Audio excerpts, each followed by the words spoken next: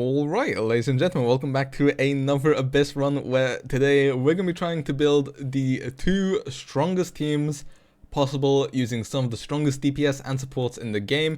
You know, we're going to be using Arlecchino, we're going to be using Neuvillette, we're going to be using Mavuika, we're going to be using citlali, we're going to be using furina. So what we've cooked up here is on the first half. There are a couple of things we could have done. I kind of want to pair Neuvillette and Mavuika together, which will be leaving us with Arlecchino for the first half. And we obviously really do want to pair her with a Bennett. And alongside that, we're actually going to go with Kaeya, which I could also go for Kazaha here, or I could go for a Mono Pyro team. But because of this enemy right here, I do want to go for a little bit more frozen, so I want to go for Kaeya. And if we did like xilonen citlali, who is our final character, then we wouldn't get very many melts on Arlecchino. So we have gone double cryo for the melt consistency. And then on the second half, we're going to be going Neuvillette, furina, the absolute duo, as well as xilonen, Mavuika. Xilonen will give some extra healing to stack Fan for quicker, as well as boost on Night Soul for Mavuika. Mavuika will also be able to take advantage of the Night Soul allowing damage for the second half, and Arlecchino will be able to take advantage of the pyro damage normal attacks on the first half. So yeah, with that being said, I do think that these are two of the strongest teams we could go.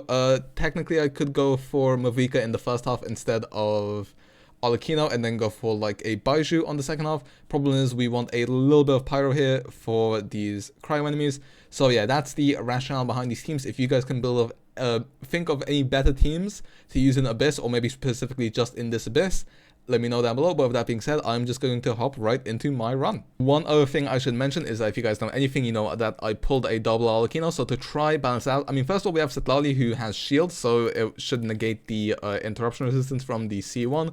But also for the damage boost, we are using a level 70 R1 White Hassle, which will hopefully negate some of the damage boost from the C1. So this should be a bit more comparable to a C0 Arlecchino. Maybe not entirely, but if you have a better build than I do, then you know your Arlecchino should perform either very similar or even slightly better. So especially if you have like a Jade Wing Spear, which I normally have Arlecchino on. But yeah, anyway, with that being said, let's just go straight into the run. Alright, time for the first chamber. You know, no incredible buffs, but we'll just take what we can get. Now obviously we are just going to sort out our rotation here, and we are going to save citlali for last because she is on Thrilling Tales.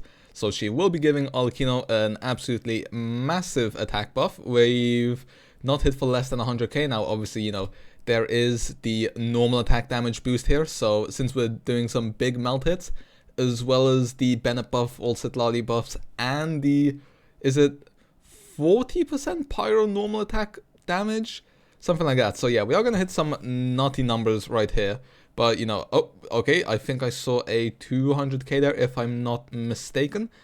Anyway, we're just gonna reset our rotation here, and okay, we don't have citlali's ult right now. Actually, I think we wasted Thrilling Tales there. 261k there when he is downed. Considering the fact that we are on a White Hassle, I will definitely take that, and we managed to clear that in less than a minute. I mean, second rotation wasn't perfect, but you know, it is good enough. 56 or 57 seconds exactly, I believe that was. Anyway, here we go with the second rotation. Now we're just going to move Rika skill here so that we get the, so that she can vape some hits from off field. And I'll just apply a little bit of hydro here, and we can vape Mavuika's ult for over 300k. And now we're just going to spin around in circles the entire time and just take out these guys as cryo shields. Is there a better way of doing this? Maybe, but all the time I just brute force this enemy, so I would not know. Anyway, just get our oh, okay, want to use Shilonen's heal here because we don't want to reset. There we go. I actually don't think I finished Shilonen's skill there, but we will be resetting it once this guy goes down, so that shouldn't be too much of an issue. And one more time we go back into our rotation. Furina skill here, fully stack Xilonen this time, and we get 330k on our Mavuika. Now obviously we're not giving her a pyro damage boost, she's only getting the shred from Xilonen's kit. It's Neuvillette who is getting the damage boost, and we are hitting between 30 to 40k per tick there, whilst Mavuika is also doing charge attack damage. Now I could have used Mavuika's ult there, but I feel like Neuvillette's is less important, so we finished her off with that. And with that, that is the first chamber complete, so it's time to move on to the second. Okay, and for our second chamber, we do get ourselves an attack buff, which will increase Arlecchino's attack even more. It won't be that helpful for Neuvillette, but you know, I don't feel like Neuvillette needs much more help. Anyway, just start off with our standard rotation once again. Now the thing is, the melts in these team are very easy to get because we will be applying cryo very often, thanks to kaeya and citlali, and then there is a Arlecchino doesn't apply enough pyro to override all of that, so we can just normal attack spam. Now I do know that obviously she has more optimal rotations, but you know, most people probably won't do them, and this team is just so strong that you really don't need to either. This guy is almost under half health already, and we haven't even gotten to... Oh, maybe we can actually... okay, I was gonna say maybe we can get him down before he does his little stuff, but he didn't even get the chance to, because that's why we are running a melt team right here. Just so that, you know, this guy goes down easier, and then we can ult to heal up, and there we go, 56 seconds once again. I feel like things just die so quick, it doesn't give me time to talk about what I'm doing, so I don't know whether I should be complaining about that or not. Actually, you know what, these guys are so annoying and boring to deal with that and I'm not even going to use any perfect rotation, so we have so much time we can just do whatever we want. So yeah, that's basically the entire reason why we ran this version of the Arlecchino team. Like I said, we could go mono pyro, we could swap around xilonen and citlali if we wanted to, go for more of a hyper carry build on our Arlecchino with like Bennett, Kazuha, and xilonen. But you know, I just wanted to get those extra melts in. And I mean, I also, to be fair, I still could have gone Kazuha instead of kaeya, but I just went for kaeya because I mean, it's just gonna be easier to play because you just get so many, so much cryo application, so it just makes it very easy to melt without having to do any specific combos, stagger anything. Sometimes citlali will be enough, you know, if you get a bit lucky, but you know, just to guarantee those melts, I decided to go for kaeya, and obviously it really helps out with the second boss as well. I mean, the first half just isn't all that hard. It's probably the second one you're more worried about, since, you know, it does kind of want you to have a lot of Natlan characters because of these guys, and then also the final boss. But yeah, with that being said, we have cleared the second chamber with over 45 seconds left, so both these teams are doing very well, and let's see how that carries on into the third chamber.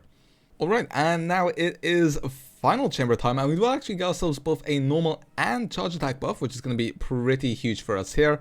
Now this guy is gonna put up his shield, so you know, our Bennett ult didn't really do much there, but we should be fine. Although I don't even know how these guys' shields work, if I'm being entirely honest. I just know I hit it and they go down, so that's all I do. But either way, we're gonna have all of our ults up here in time anyway for a proper rotation, so he should go down relatively quickly, I would assume. 126k there. And okay, there we go, pretty easy, 180k as well. Our Bennett ult is down right now, but oh, we hit a 116k there on a charge attack, which I did completely by accident. And this guy is gonna go down before we can actually get a proper hit off, I think. Okay, 121k there. Yeah, I don't think our Arlecchino has taken more than 55 seconds to do anything, and that's where... So you know what, like I said, obviously the Nightsoul buff does help her, but pretty useful. Anyway, I'll be honest, I don't really know what the optimal fastest rotation there is for that. Okay, we did fail it there, so you know, I did just pop the ult there so that Mavuika doesn't die, because this guy will do ridiculous damage if you don't iframe it or run away entirely. We did miss our E there on our Neuvillette, which is unfortunate. Okay, want to heal up there. Okay, and now we can use our Mavuika's ultimate. Get some charge attacks in. Okay, he's gone there. Yeah, rotation's pretty scuffed right now. Hopefully we can get it back on track after this set of charge attacks. And okay, we should be able to, I would assume. Once we use xilonen and stuff, Mavuika should get her ult quite handily. And there we go. 158k only. Yeah, this guy's resistances are insane if you don't break the Nightsoul bar. But, you know, ain't nobody got time for that. I think I managed to do it once for this one specifically, which is really weird because for all of the past papillas, whatever they're called, I've actually been able to take out their bars. But this time I just wasn't able to, which is really weird. Anyway, he's gonna go into that state again, isn't he? Okay, maybe this time we'll be able to disable him, although I highly doubt it. You'd think that Archon will be the best at taking this thing out, but I really don't think she is. Okay, yeah, nope, I am once again gonna have to use a... Oh, you know what? We don't need Neuvillette anyway. Watch, he... One Mavuika ultimate, and there we go, 168,000, and he is dead. Okay, second half took a little bit longer than I would have liked, but then again, this Fountain Chamber is a bit BS. But yeah, that being said, teams very happy with how they performed. You know, pretty damn easy clears, so let's move on to the outro character builds and some final thoughts. Well then, as you can see, these teams were both just absolutely nutty. They cleared incredibly fast, even though this is one of the more annoying abysses with some of the mechanics and restrictions in it. I feel like a lot of the Natlan abysses, like from, I'd say probably like 5.1 or 5.2 onwards, when they started introducing like Natlan mechanics in it, started getting a bit more annoying, because then you had, you know, region checks as well as elemental checks. So, you know, it can get quite annoying, but this team managed to definitely pull through. We are going to start off with our Arlecchino half. So our Arlecchino is at 76 crit, 208 crit damage, with obviously the level 70 R1 white tassel, as well as the harmonic whimsy set as we normally have her on. And then, like I said, C1, but, you know, citlali negates the interruption resistance bonus, as well as the damage ones being nerfed by the white tassel, and then 1066 talents. For our Bennett, he is on 246 ER, so, you know, we can get his burst up easy, and if not, we can funnel him with Arlecchino. Sapwood, Noblesse, standard Bennett build, full HP, just for the extra healing, although Arlecchino doesn't actually use it. C6, so he's giving the damage buff to Arlecchino, and then 1 for 13 talents, so his burst is crowned. For our kaeya, he's literally just here for his burst, so we have him on 260 ER on a sack sword R5, so we can funnel some particles into citlali on an emergency skill. C2, I believe C6 will make his cryo application better, but obviously don't have it. 666 talents, doesn't really matter, not built for damage. Finally, citlali is on 754 EM, and then this is how the rest of her stats are looking. I'm actually looking to get a bit more ER on her so that she feels a bit more comfortable to use in non-Natlan teams. Anyway, C0 and then 196 talents. For the Neuvillette team, it's 48 crit, goes up to 84 thanks to Martial Say, basically 230 crit damage, 116 ER on a prototype Amber R5 on the Martial Say set, obviously, because what else we have Neuvillette on. Constellations, C0 and 1067 talents. For Furina, it's a 64, 183 build, 222 ER. Five Sword, R1, Golden Troop, HP, kind of a standard Furina build. Constellation C0 and then 2 910 talents. For our xilonen, the penultimate character, 2.5k defense, 43 crit, 4 Fav, 208 ER, like I said, Fav Sword. On the scroll set, because what else would you have her on? She's a Natlan character after all. Defense, could also go defense, healing bonus, but these are just the pieces I've leveled up. 610 talents, and then finally our Mavuika, who I believe is ranked top 2% in Akasha, if I'm not mistaken. 322 EM, 59.8 crit, goes up to 99.8, which is a 0.2% chance of missing, which is rarer than getting an early 5-star, so we really shouldn't be missing any crits. 242 crit damage, and then 106 ER. ER doesn't matter whatsoever, I don't know why I mentioned it.